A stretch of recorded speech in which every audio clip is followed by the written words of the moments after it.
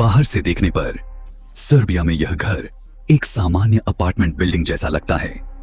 ऐसा घर जिसे देखकर आप बिना ध्यान दिए आगे निकल जाएं। लेकिन अगर आप इसके गैरेज में जाएं और बेसमेंट की ओर जाने वाले इस छोटे से छिपे हुए हैच से नीचे उतरें तो अचानक आप एक डरावने सफेद कमरे में खड़े होंगे। सफेद, बस दीवारों पर कुछ छोटे दागों को छोड़कर। फर्श काली टाइलों से ढका है और कमरे के पीछे एक बड़ी मशीन खड़ी है। इस कमरे का इस्तेमाल बाल्कन माफिया करता था। वे अपने दुश्मनों का अपहरण करके उन्हें यहां लाते थे। कथित तौर पर उन्हें यातनाएं देकर मार डालते थे। लेकिन लाशें सबूत होती हैं, इसलिए वे यह सुनिश्चित करते थे कि कोई सबूत बचे ही नहीं। I think their motto was that if there's no body, there will never be possible to prosecute us.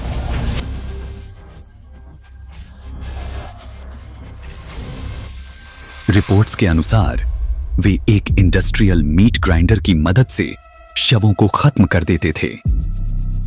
मुझे लगता है उनका मकसद था, अगर लाश ही नहीं होगी तो हमें कभी सजा नहीं दी जा सकेगी। यह कहानी है यूरोप के सबसे खतरनाक अपराध नेटवर्क्स में से एक की, उनके मानव कत्ल खाने की, सर्बिया की सत्ता से उनके कथित संबंधों की और उन जिद्दी जांचकर्ताओं की जिन्होंने आखिरकार उन्हें पकड़ लिया। ट्रिगर वार्निंग, इस वीडियो में हिंसा और यातना के बेहद ग्राफिक विवरण हैं। दर्शक सावधानी बरतें। इस केस के बारे में जो कुछ भी हमें पता है उसका बड़ा हिस्सा सर्बिया के संगठित अपराध अभियोजन कार्यालय और Organized Crime and Corruption Reporting Project तथा सर्बियन इन्वेस्टिगेटिव पोर्टल 𝗂𝗏 की रिपोर्टिंग से आया है। उनकी पत्रकारिता इस कहानी को उजागर करने में बेहद महत्वपूर्ण रही। संभव है कि आपको सर्बिया नक्शे पर ढूंढने में मुश्किल हो। यह हंगरी के दक्षिण और रोमानिया के पास स्थित एक स्थल रुद्ध देश है। यहाँ लगभग 65 लाख लोग रहते हैं। राजनीतिक रूप से यहाँ दक्षिणपंथी SNS पार्टी का शासन है। अलेक्जेंडर वुचिच 2017 से राष्ट्रपति हैं। सर्बिया की सड़कों पर बाल्कन माफिया का गहरा प्रभाव है। इसमें 2 बड़े गैंग हैं, 𝗂𝗏 और 𝗂𝗏। इनकी कहानी पड़ोसी देश मोंटेनेग्रो से शुरू होती है। कोटर मोंटेनेग्रो का सबसे खूबसूरत शहरों में से एक है। यह है स्टीवन दोचिनोविच, जो सर्बियन इन्वेस्टिगेटिव पोर्टल 𝗂𝗏 के एडिटर इन चीफ हैं। Which is really nice, and it's popular tourist area, and there's a lot of basically sailors that actually coming from this town. 2000 के दशक में यहाँ कोटर क्लैन नाम का एक बड़ा अपराध संगठन सक्रिय था। इसका नेतृत्व ड्रग लॉर्ड डार्को शारिच करता था। कई सालों तक उसने यूरोप में ड्रग तस्करी के बड़े हिस्से पर नियंत्रण रखा, लेकिन 2014 में उसकी गिरफ्तारी के बाद संगठन टूट गया। स्पेन में एक ड्रग डील फेल होने के बाद यह गैंग 2 हिस्सों में बंट गया, 𝗂𝗏 और 𝗂𝗏, जिनके नाम स्थानीय गांवों पर रखे गए। ये दोनों गैंग सिर्फ मोंटेनेग्रो तक सीमित नहीं थे, वे पूरे बाल्कन में सक्रिय थे और दक्षिण अमेरिका से यूरोप तक ड्रग्स की तस्करी करते थे। Basically, the role of Balkan organized crime group is to transport big amounts of drugs from South America to Europe, and then usually they sell these drugs to European gangs. They will not deal with distributions. 𝗂𝗏 और 𝗂𝗏 gangs के बीच खूनी युद्ध छिड़ गया। I cannot even count it anymore, but it was definitely more than 100 murders were connected in this war of these two gangs. More than 100, definitely. And then in different countries, they found groups to join one another side. Like in Bosnia, some of the Bosnian criminal groups joined more like 𝗂𝗏, others joined 𝗂𝗏 gang. इस संघर्ष में अलग-अलग देशों के अपराधी समूह भी दोनों पक्षों में शामिल होने लगे। इसका असर Bosnia and Herzegovina, Croatia, Slovenia और सर्बिया तक फैल गया। सर्बिया में 𝗂𝗏 गैंग का सबसे बड़ा सहयोगी था वेल्चको बेलिवुक। In Serbia, they were looking for like local Serbian allies. They found and as one of their most important allies in Serbia was this criminal group around Belivuk.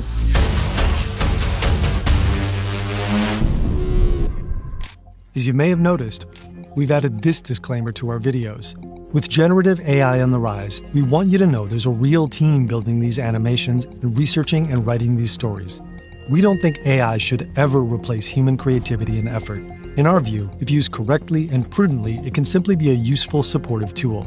Merlin AI is an all-in-one AI platform that gives users access to all major models in one subscription, including ChatGPT, Gemini, and Claude. Each has different strengths like coding or research. Normally, you'd have to pick one and live with its limitations. Merlin gives you access to all of them in one place. If you were to subscribe to each one individually, you'd end up spending $200+ a month. But with Merlin, you can get access to all of them at $19 a month. And with the exclusive 75% discount for our viewers, that drops to just $5 a month. It's a limited time offer, so go check it out now. Use the deep research feature to get a first glimpse into a topic, summarize studies, run quick web searches, and find sources to dig deeper. One standout feature is projects. It's your shared knowledge hub, everything you've researched in one place. You can even share it with your team. Click on the link in the description and use the code FERN5 to get the discount. 2016 में 𝗏𝗏𝘀𝗵𝗂𝗃 नामक football हुलीगन समूह का सदस्य था। वे अचानक स्टेडियमों में उभरे और बहुत ताकतवर बन गए। They were a football hooligan group who suddenly appear out of the blue and become very important on the stadium of football club Partizan. CCTV footage में 𝗏𝗏𝘀𝗵𝗂𝗃 और उसके साथी एक फुटबॉल क्लब के डायरेक्टर के बॉडीगार्ड की पिटाई करते दिखे।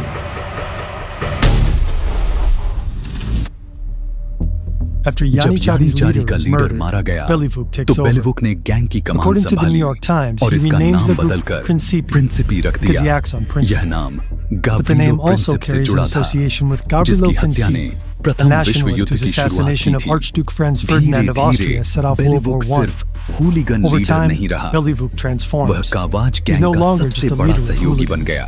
He became one of the top allies of 𝗏𝗏𝘀𝗃 gang. Principi begins to operate as a major outpost for the 𝗏𝗏𝘀. 2020 तक गैंग वॉर In चरम पर थी। 2020, the war between the तभी 𝗏𝗏𝘀 and the 𝗏𝗏𝘀 और उसके 𝗏𝗏𝘀𝗃 is लोगों still ने raging. एक नई योजना 𝗏𝗏𝘀 and बनाई। his group play their part ऐसा in the war ठिकाना on Serbian जहां soil. वे लोगों को मार And they come up with an सकें idea, और सबूत भी मिटा one that सकें। takes the violence to a whole new level. उन्होंने They start बेलग्रेड के looking for a बाहरी place to इलाके kill में and नदी के destroy पास the एक घर evidence. चुना। They found a house which was very close to the river on the outskirts of the Belgrade. This यही building will उनका become their स्लॉटर हाउस बना। slaughterhouse. घर Inside, के they set अंदर up a उन्होंने एक torture torture chamber. Chamber तैयार This is किया। where they'll bring their victims, बाहर से यह mostly members सामान्य of घर rival जैसा था। gangs. So it's really perfectly hidden. Inside of the house was like normal house. But if you manage to open this wall, then you have small corridor. And then what waits you under the stairs will be like a big room, which will be usually wrapped into the plastic, prepared for the murder, and with one chair. That's all. For me, more scary part than this was actually how they were like bringing victims. Most of these people actually lured inside of the house. उनके शिकारों में One of से the एक था victims is a man we'll call Łuka 𝗏𝗏𝘀𝗃। Maric, not असली his नाम real नहीं, name. वह He's a एक leader of a प्रतिद्वंद्वी rival फुटबॉल partisan हुलीगन hooligan समूह group का and an नेता important था associate of a और man फ़िलिप called 𝗀𝗃 का करीबी 𝗏𝗀𝘀𝗃. सहयोगी था। Now, 𝗏𝗏𝘀𝗃 is an important organized crime figure from the Serbia who sided with 𝗏𝗏𝘀𝗃 gang. जो 𝗏𝗏𝘀𝗃 That गैंग means से जुड़ा Luka था। has ties to the enemy. August In 2020 August में 2020, लूका अपनी his wife is सुरक्षा के making लिए dinner and हथियार feeding her खरीदने 2 निकला। babies. Luka heads out to buy guns. He was afraid for his life that moment. So he kind of felt something could happen. He wanted to buy new guns, most likely in order to better protect himself. According to the indictment, he उसे meets a नहीं friend he पता trusts on a था dirt कि road उसका beside an भरोसेमंद empty दोस्त field. ही उसे धोखा Luka दे doesn't चुका know है। it yet, but his friend has betrayed him. The meeting is a trap. 𝗏𝗏𝘀𝗃 और उसके लोग घात 𝗏𝗏𝘀𝗃 and his लगाकर gang are बैठे थे। waiting for him. Their modus operandi would be to find a person which is very close to you, which then they will make to shift the sides and start working with them. And then they will use somebody you trust to actually lure you. So this happened in this case. उन्होंने They Luka jump को him, पकड़ tie him लिया, up, and बांधा take him to the और slaughter slaughterhouse. House ले गए। Then they drag him inside, force him to unlock his phone and go through his contacts. The first moment he understood that basically he's done. According to the indictment, जब उसे 𝗏𝗏𝘀𝗃 and his समझ आया gang कि begin to अब उसका torture him. बचना मुश्किल है, Afterwards, they behead Luka with अभियोजन an के axe. अनुसार वहां According उसे to the यातनाएं indictment, दी गईं। 𝗏𝗏𝘀𝗃 and his gang begin फिर to कुल्हाड़ी torture से him. उसका सिर काट दिया गया। Afterwards, they behead Luka with an axe. They use his blood to write on his back 𝗏𝗏𝘀𝗃, which was kind of basically a message for his boss, 𝗏𝗏𝘀𝗃. उन्होंने उसके Then खून से 𝗏𝗏𝘀𝗃 and his उसकी gang send पीठ a photo पर of the scene to कोराच Luka's लिखा। boss. उसके One of boss the के लिए messages संदेश। reads, इसके बाद उसकी तस्वीरें उसके बॉस को भेजी गईं। टिकटॉक, According तुम्हारा to भी यही हाल prosecutors, होगा। after that, Luka's फिर body उसके is cut शरीर into को टुकड़ों में pieces काट and put through the कर मीट industrial meat ग्राइंडर में grinder. डाला गया The remains और end up in अवशेषों को bags and are Danube dumped नदी into में the फेंक Danube. दिया गया। River was the kind of final stage of dismantling the body, which started inside of the house when they were basically chopped the bodies and grind them through this machine until they literally become, let's say, liquid in a way, because then this liquid basically throwing in the river, which fishes eat. So literally, there was not even like small bone, anything that could be found. Then the bags, along with the victims' clothes and belongings, are burned. They decide to run the slaughterhouse because they believe that's the most efficient way to kill people and not leave the traces. In the end, the whole thing was about efficiency and hiding any traces. And actually it was efficient in a way that till today no body was recovered. I think their motto was that if there's no body, it will never be possible to prosecute us. Luka is neither the only nor the last alleged victim of 𝗏𝗏 𝗏𝗂𝗏. 𝗏𝗏 was lured in a similar way, with the promise of buying a gun. The prosecutor claims he also ended up in the meat grinder. And then there's Milan Lapoja. Milan Lapoja was the highest level criminal who was killed in the slaughterhouse. He was like some old school mafia guy. 2007 में Dubai के वाफी mall में हुई मशहूर चोरी में उसका नाम सामने आया था। It's like the group that Hollywood movies were made about. Gang ने सिर्फ 170 सेकंड में करोड़ों की ज्वेलरी लूट ली थी, लेकिन बाद में इंटरपोल ने उसे पकड़ लिया और उसे 9 साल की सजा हुई। जेल से निकलने के बाद वह शकालियारी गैंग से जुड़ गया। He took role in one attempt to murder the leader of 𝗏𝗏 gang, 𝗏𝗏 in Ukraine. He was shot a couple of times, but he managed to survive. लेपोया पर कथित तौर पर उस हत्या के प्रयास की योजना बनाने में शामिल होने का आरोप था। अब कावाज क्लैन उससे बदला लेना चाहता था। लूका की तरह लेपोया को भी अपनी जान का खतरा महसूस होने लगा। उसने अतिरिक्त सुरक्षा की तलाश शुरू कर दी और एक बख्तरबंद आर्मर्ड कार खरीदने पर विचार करने लगा, लेकिन 𝗏𝗏 और उसकी गैंग को इसकी खबर लग गई। उन्होंने उसे एक जाल में फंसाने की योजना बनाई। कार खरीदने के बजाय वह भी उनके यातना कक्ष में पहुंच जाता है। And it's interesting how he reacted. So he was down in this chamber. He saw they came with the axe to chop him. He reacted in a way like, "Wow, what do you do?" He said, like, "This is very bizarre. I'm not for this kind of stuff." Like he said, "I'm for like, we can do fist fighting, we can shoot with the guns, but this thing, no." And this is really interesting because you can see really kind of big difference between his older generation, these new young guys who are like kind of very much brutal evil. Stephen इस gang को millennial mafia कहते हैं। ऐसे अपराधी जो सिर्फ हत्या नहीं करते बल्कि हिंसा को प्रदर्शन बना देते हैं।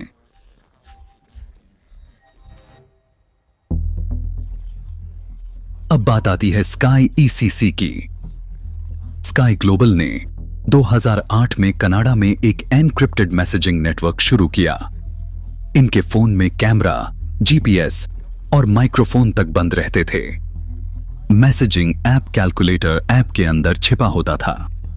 यह अपराधियों के लिए सुरक्षित बातचीत का तरीका था।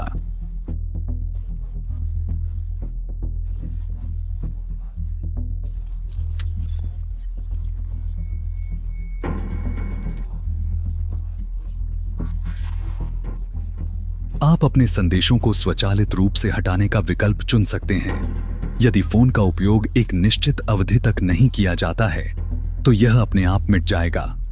इसमें पैनिक पासवर्ड और किल स्विच जैसी सुविधाएं भी हैं। फोन से सारा डेटा तुरंत मिटाने के लिए उसे दूर से एक्सेस किया जा सकता है।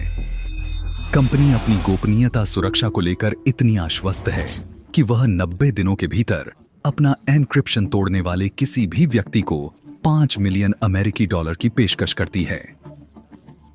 स्काईओन्स उन लोगों के लिए बिल्कुल सही है जो गोपनीयता को बाकी सभी चीजों से ऊपर महत्व देते हैं, और वे अपराधियों के बीच काफी लोकप्रिय हैं। आप बस किसी दुकान में जाकर कोई चीज नहीं खरीद सकते। उन्हें वितरकों और निचले स्तर के पुनर्विक्रेताओं के एक जटिल नेटवर्क के माध्यम से वितरित किया जाता है। स्माइलिंग कसाई के नाम से मशहूर इस शख्स का दावा है कि वह उनमें से एक था।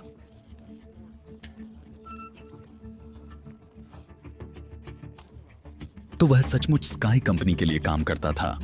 और उनके फोन बेचते। हालांकि यह स्पष्ट नहीं है कि वह आधिकारिक रूप से स्काई ग्लोबल के लिए काम करता था या नहीं, लेकिन वह बेलिवुक के प्रिंसिपी हूलिगन ग्रुप का टेक्निकल एक्सपर्ट था। वह यह सुनिश्चित करता था कि गैंग के सभी सदस्य स्काई नेटवर्क के माध्यम से ही अपना कामकाज चलाएं। 2010 के दशक के आखिर में पुलिस को अपराधियों के पास बड़ी संख्या में स्काई फोन्स मिलने लगे। इसके बाद उन्होंने इस नेटवर्क की जांच शुरू कर दी। नीदरलैंड और फ्रांस की एजेंसियों को पता चला कि स्काई कम्युनिकेशंस नेटवर्क मुख्य रूप से 2 सर्वरों के माध्यम से संचालित होता है। ये दोनों सर्वर उत्तरी फ्रांस में होस्टिंग कंपनी OVH के एक डेटा सेंटर में स्थित थे। फ्रांसीसी अधिकारियों ने इन सर्वरों पर एक IP टैप स्थापित किया ताकि वे नेटवर्क ट्रैफिक की निगरानी कर सकें। ट्रैफिक एन्क्रिप्टेड था, इसलिए वे संदेश नहीं पढ़ सकते थे, लेकिन विश्लेषकों ने सर्वर की मेमोरी की कॉपी बनाने का तरीका खोज लिया।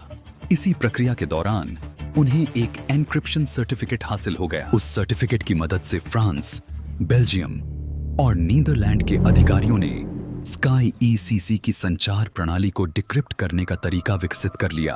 अब वे उपयोगकर्ताओं के संदेश पढ़ सकते थे। 2021 में यूरोपीय कानून प्रवर्तन एजेंसियों की एक संयुक्त टीम ने काम शुरू किया। उन्होंने कई हफ्तों तक स्काई ECC